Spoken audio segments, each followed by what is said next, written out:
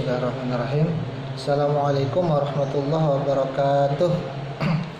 Alhamdulillahirabbil alamin wassalatu wassalamu ala asyrofil anbiya'i wal mursalin wa ala alihi washabbihi wa barik wasallim ajma'in. Amma ba'du.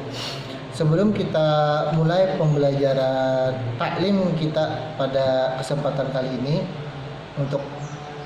marilah kita hadiahkan Fatihah kepada pengarang kitab Kifayatul Muqtadiin fi I'tiqadil Mu'minin, Al-Fatihah ila hadiyatul Mustafa Rasulullah sallallahu alaihi wasallam, khususan musannif hadzal kitab Al-Fatihah. A'udzu billahi minasyaitonir rajim. Bismillahirrahmanirrahim. Alhamdulillahirabbil alamin wassalatu wassalamu ala asyrofil anbiya'i wal mursalin wa ala alihi washabbihi wa barik wasallam ajma'in. Bismillahirrahmanirrahim. Rabbi shrah li sadri wa yassir li amri wahlul 'uqdatam min lisani yafqahu qawli. Amma ba'du. Langsung kita menyambung taklim kita pada pertemuan kemarin, yaitu halaman 4 lah. Halaman 4 paragraf kedua, langsung halaman 4 paragraf kedua. Syahdan, maka tidak sempurna makrifat mengenal Allah Ta'ala sebelum lebih dahulu mengetahui seorang akan hukum akal yang 3 perkara, dan demikian pula wajib mengetahui akan hukum syara yang 5 perkara dan hukum adat yang 4 perkara, seperti tersebut di bawah ini, dan kemudian seperti itu. Jadi kata pengarang kitab Kifayatul Muqtadiin fi I'tiqadil Mu'minin, kata beliau, belum sempurna makrifat seorang benar bila tidak mengetahui 3 perkara. 3 perkara ini apa? Pertama, hukum akal. Kedua, hukum syara. Ketiga, hukum adat. Nah, terus ada lagi dibagi. Hukum akal ada 3, hukum syara ada 5, hukum adat ada 4. Nah, itu pembagiannya. Jadi kata musannif atau pengarang kitab ini tidak sempurna bila tidak mengenal yang 3 beserta pembagiannya itu tadi. Nah, jadi langsung saja, bila buhan pian ada kitabnya, itu ada di halaman 4 itu sudah ada dibuatkan oleh pengarang itu tabel untuk buhan pian mudah untuk memahami apa itu hukum akal yang 3 tadi. Nah, lanjut, hukum akal 3 perkara. Yang pertama wajib, yang kedua mustahil, dan yang ketiga harus. Yang pertama tadi dulu apa definisinya atau ta'rifnya? Wajib itu apa definisinya atau ta'rifnya? Artinya, wajib artinya barang yang tidak boleh pada akal oleh tiadanya, seperti adanya zat Allah Ta'ala, Tuhan kita Jalla wa Azza. Maknalinya jadi pahami ya. Kita lanjut aja dulu. Yang kedua mustahil. Artinya, definisinya atau ta'rifnya, barang yang tidak boleh pada akal oleh adanya, seperti ketiadaan Allah Ta'ala atau bersyirikat Allah Ta'ala dengan lainnya.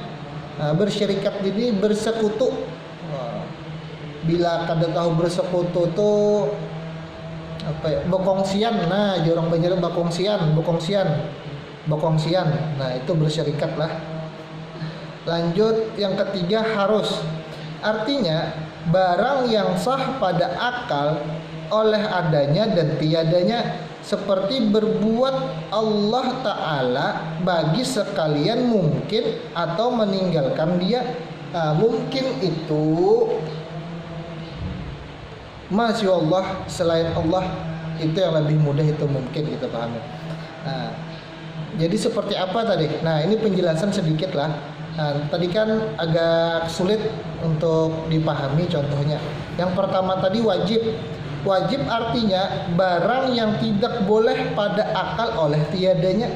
Artinya di sini dicontohkan seperti adanya zat Allah Ta'ala, Tuhan kita Jalla wa Azza. Nah, kalau lebih mudahnya contohnya bonpin lah. Artinya barang yang tidak boleh pada akal oleh tiadanya contohnya api itu panas. Kan di akal kita sudah terdasar api itu panas mustahil dingin ya lo. Kadada kita terpikir di dalam akal nih kadada api dingin gitu nah. Itu contoh. Terus mustahil artinya barang yang tidak boleh pada akal oleh adanya seperti ketiadaan Allah Ta'ala atau bersyirikat Allah Ta'ala dengan lainnya. Jadi barang yang tidak boleh pada akal oleh adanya ya api. Ini contoh mustahil lah. Api itu dingin, mustahil ada api itu dingin. Kita di dalam yang wajib tadi contohnya api itu panas, mustahil api itu kan wajib api itu panas gitu nah. Terus mustahil api itu dingin. Itu contohnya. Terus yang harus itu barang yang sah pada akal oleh adanya dan tiadanya seperti berbuat Allah Ta'ala bagi sekalian mungkin atau meninggalkan dia. Nah contohnya seperti api. Nah jadi kan yang pertama tadi api panas, wajib api panas, mustahil api dingin. Nah mustahil api dingin. Tapi ada lagi bila Allah berkehendak kayak tadi yang seperti berbuat Allah Ta'ala bagi sekalian mungkin, berbuat Allah Ta'ala bagi sekalian makhluknya, berbuat oleh Ta'ala atas sekalian alam. Nah itu jadi contohnya seperti Allah itu harus seperti yang kita nyambung lagi ke api lah contohnya lah. Seperti api itu dingin. Nah, pertemuan api itu kan wajib panas, mustahil dingin. Tapi Allah berkehendak ketika api membakar Nabi Ibrahim, api itu menjadi dingin. Nah, disitulah kuasa Allah Ta'ala. Itu. Nah, tadi itu hukum akal. Hukum akal. Yang kedua, hukum syara. Nah, hukum syara 5 perkara. Yang pertama wajib. Nah, ada lagi kan wajib. Yang kedua sunat, ketiga haram, keempat makruh, kelima mubah. Nah, terus wajib artinya barang diberi pahala jika memperbuat dia dan disiksa jika meninggalkan dia seperti sembahyang 5 waktu. Nah, di sini tadi ya hukum syara ini ya seperti kita hukum wajib di bidang fikih tadi yang Ustaz katakan. Fikih itu kan masalah syariat. Nah, itu. Yang kedua sunat artinya barang yang diberi pahala jika memperbuat dia dan tiada disiksa jika meninggalkan dia seperti bersedekah dan bersedekah sunat. Nah, yang ketiga haram artinya barang yang diberi pahala jika meninggalkan dia dan disiksa jika memperbuat dia seperti main judi dan mencuri. Yang keempat makruh artinya barang diberi pahala jika meninggalkan dia dan tiada disiksa jika memperbuat dia seumpama memakan barang muntah dan minum rokok. Nah, dan merokok di sini.